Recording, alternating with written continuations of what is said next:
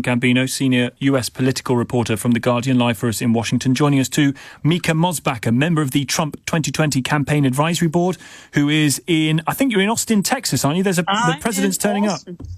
Yes, the president was here earlier to kick off a $1 billion investment by Apple in Austin, Texas. And when the plant opens, they will employ 5,000 people. So President Trump is busy keeping his promises in terms of bringing more manufacturing jobs back to the U.S. And Apple is now going to produce their Mac Pro in the U.S. rather than China. So the president is focused on serving the American people. Well, this was day 3. A lot of people, Mica, might have been saying that he was attempting to serve himself when a top U.S. diplomat, the ambassador that we heard from today, said that the President Trump's orders to put pressure on Ukraine to investigate Democratic rival Joe Biden. You cannot build a case on conjecture, speculation, and personal interpretation and hearsay. What was the most compelling? This is the ambassador. The ambassador's most compelling statement after he made an opening statement that collapsed under questioning by Representative Mike Turner was the fact that he never heard that the president had withheld aid to Ukraine pending an investigation. He said Trump told him directly, I want no quid pro quo. I want nothing. This is day 3 of these open hearings of this impeachment inquiry. We're going on 30 hours of testimony, and there is still no hard evidence. If we look at the witnesses yesterday, we had Jennifer Williams, for example, who is detailed from the State Department to Vice President Pence. She was never on the call. And Lieutenant Colonel Kellogg. There was quid pro quo. There wasn't. The suggestion was quid pro quo was not what Donald Trump asked for in terms of aid to Ukraine in order for an investigation. But as the ambassador said, the express direction of the president's personal lawyer, Rudy Giuliani, was quid pro quo, a public statement on the company of Joe Biden's son and the investigation into that for a meeting at the White House.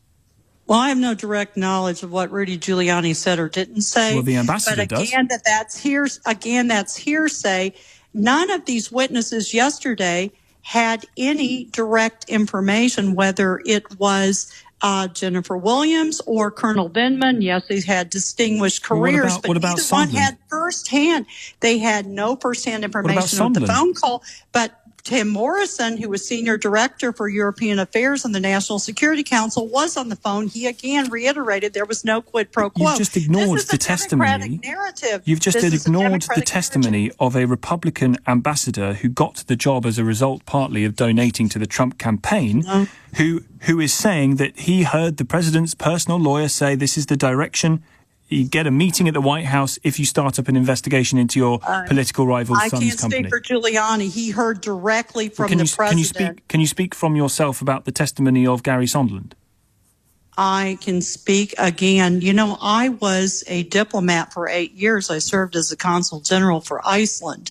And I know that the president of a country sets policy, in this case, the United States. And what I think is the most important that came out today was the fact that Sondland said that the president told him directly, not through a third party, that there was no quid pro quo. And that is evidentiary. That is exculpatory.